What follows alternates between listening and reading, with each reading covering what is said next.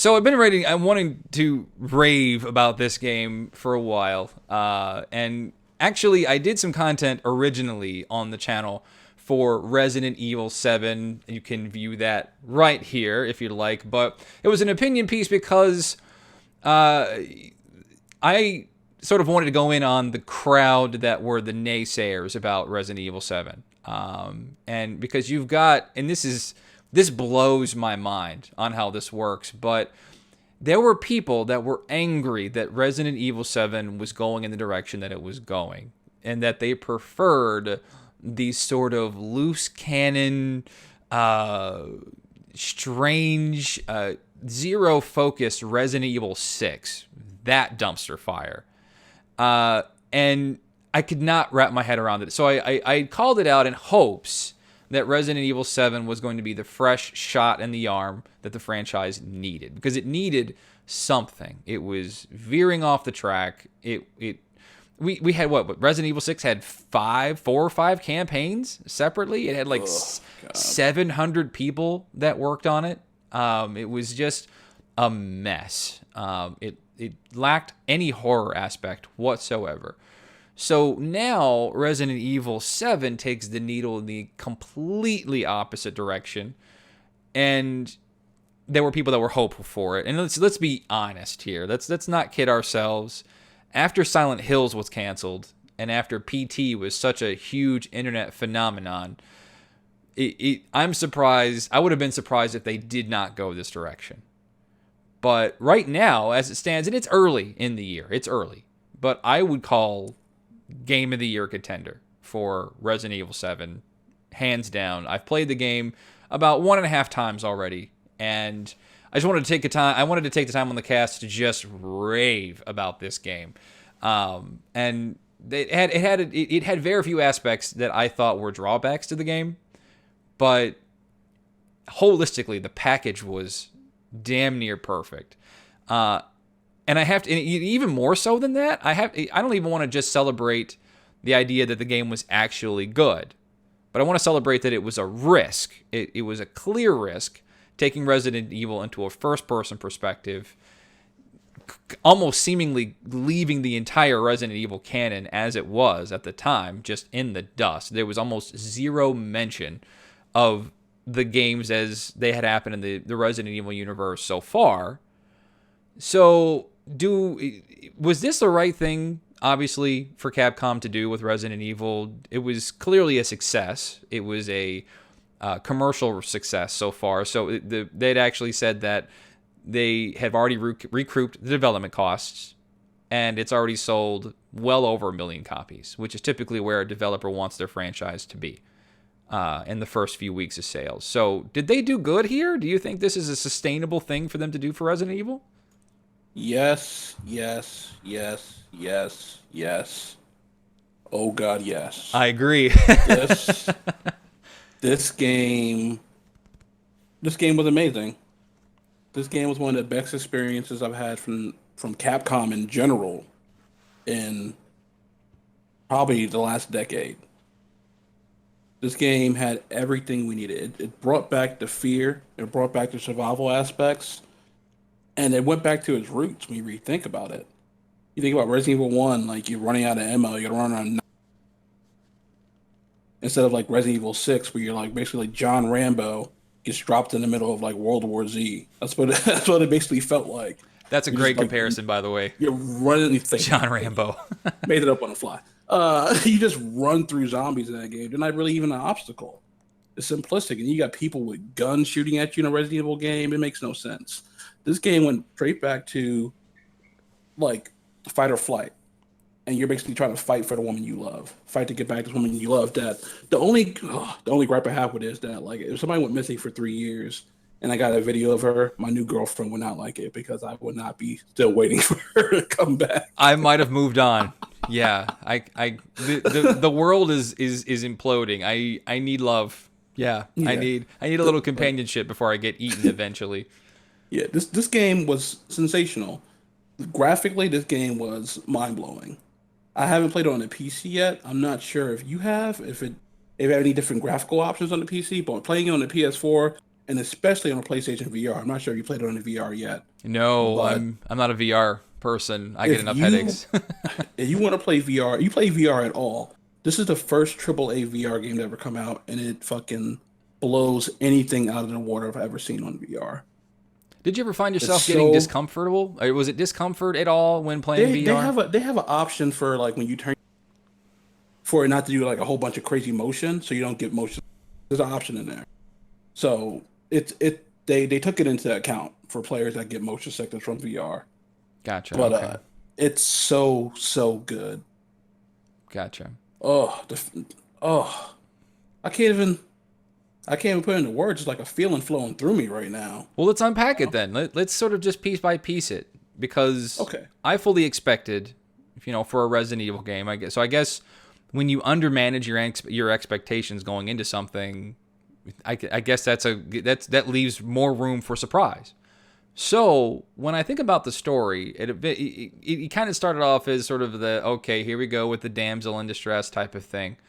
But what You it know what? Actually, we should probably start before the actual game about the way Capcom did this entire actually you're with actually the kitchen demo. You didn't even know what the Resident and You had that's no weird idea. because when this happened and when they were originally demoing this or revealing this on the E3 stage during Sony's press conference, people were first confused. And then on internet web forums like NeoGAF and Twitter and places like that, they were like, it's the kitchen demo. I knew nothing about this. This apparently was something that was just going around trade shows to sort of complement the VR push that Sony was pushing for with the PSVR. And apparently it was a game all along. It was a Resident Evil all along. I had originally thought that, okay, because of the PT hype and the Silent Hills hype, kitchen is just sort of where our barometer started. Let's just go with that and let's quickly throw some shit together and let's just try to make a game out of it. Anything's got to be better than Resident Evil 6, right? and then when it released, or when the demo came out and we started playing the demo, and of course it was a free demo, still did the same exact thing that PT. And I keep saying PT because there was this long hype that came from PT. People are still playing it. Like they delisted it a year or more ago, and people are selling PS4s on eBay that has it on the disk drive because once you delete it, it's gone, right? Quick And fact: I still have that on my original disk drive. do you still have it? Yeah, I have it sitting in my drawer on a disk drive right now. It's priceless. But it was a good reveal. It was a good surprise because I was very much hoping that this franchise was going to do something that wasn't in the same vein as Resident Evil 6 because I was nauseous about how much I hated that game. Like I couldn't even finish it. I got all the way through Leon's campaign because that seemed to be obviously the more down to earth piece of the game, but the rest of it was just Black Hawk Down, Call of Duty. Like it's like what are we even doing in this franchise anymore? We basically turned these games into the movies, into the Resident Evil movies, which I'll sit down and watch. But let's be honest, those movies aren't supposed to be the same quality as the games are. And so when it came out, and we're talking about the story, when I first found out about the story is that your wife's gone missing, you show up there, and I'm thinking, okay, this is going to be run-of-the-mill stuff. I'm here for the scares. Within the first hour of this game, I was riveted, and here's why.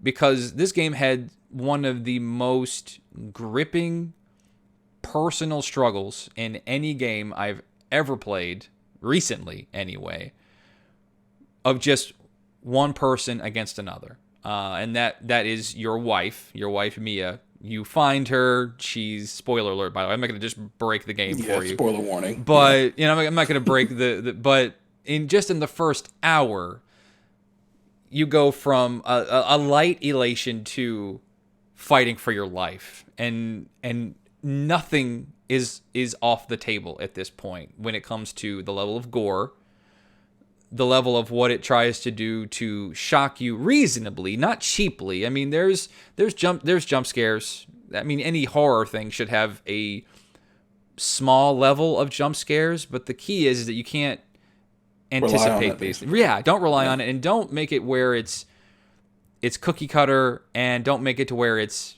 because people like me, I'm desensitized to horror games. Like I've seen everything. And so you can't expect jump scares. So good on them for doing it, at least to the point where it wasn't predictable, right? But the story surprisingly has a level of lore that I didn't think it would. So I didn't think they'd go there, but they actually clearly put a lot of time into. When I think of Resident Evil 7, I think of Breaking Bad. And Breaking Bad had a level of exposition to it, meaning they're going to show you this thing with no context, and you're going to be like, WTF, and be confused, but it's later revealed to you later of what's actually happening or what went down. It does that through videotapes. It does that through live events.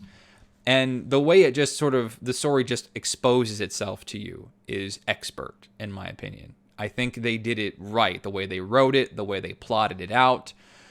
This sort of Metroidvania, Resident Evil backtracking that they did, that I believe is a series staple. There's not that much linearity to it, where there's a linearity, but it's a loop linearity that eventually you find yourself, just like Resident Evil 4, in the same area again, but traveling a different path through that same area. Sort of like a hub in a way. Yeah. But maybe the main character, not a huge fan of. The guy you play, because there were times that I think it would have almost been better if they made him a silent protagonist. And I hate silent protagonists, but I didn't find them committing to the character, because there were things that were happening where I would expect a deeper reaction from this character, and I get nothing. Like, shouldn't you be shocked by this? You just had your arm cut off. Shouldn't you be more, I don't know, angry about this? This scary bad thing just happened, or this horrible, unfortunate thing just happened. Where's your reaction? And it happened sometimes, but then when it needed to and when it counted, it didn't. So it almost like they didn't give the character any depth at all. So I think that's unfortunate. I think that hurts. Maybe just sort of on the macro level, some of the interactions that you have with the characters. Of course, the Baker family takes the forefront. They take the entire focus of this game, and great on them. What did you think of the Baker family? I love the Baker family. I love Daddy. Pappy Baker. The mom. The son was kind of a creep, but he worked. He worked for the game. And the daughter Zoe, I felt may have been a little underdeveloped. Actually, I did feel like the daughter Zoe's kind of underdeveloped, because she's just trying to help you. You're not sure why. And they actually released some DLC recently called Banned Footage Volume 2, which actually, I'm not sure you know about this. I haven't played any of the DLC yet. The new DLC goes through when the main villain of the game, I'm not going to ruin it, first shows up to the Baker house and how everything went down. And it's so good. And you understand why Zoe's going through everything she's going through, and how she's still in her own head. You know, how she's still herself this entire time. She hasn't given in. I was wondering that, because out of all this entire family just completely taken by this virus, like, why is she normal, or most normal out of all of them? Right-minded, I should say. Definitely check out Banned Footage Volume 2 for, I think it's called Daughters. I got to get that. It's really, really good. Definitely. Yeah, I bought the when it came to Season Pass. I didn't remember. I said I could download. But the Bakers were amazing. I felt that each battle with them, with a member of the Bakers family, was very well done. Especially fighting Daddy. Like, every time you run into him, it's just like a struggle.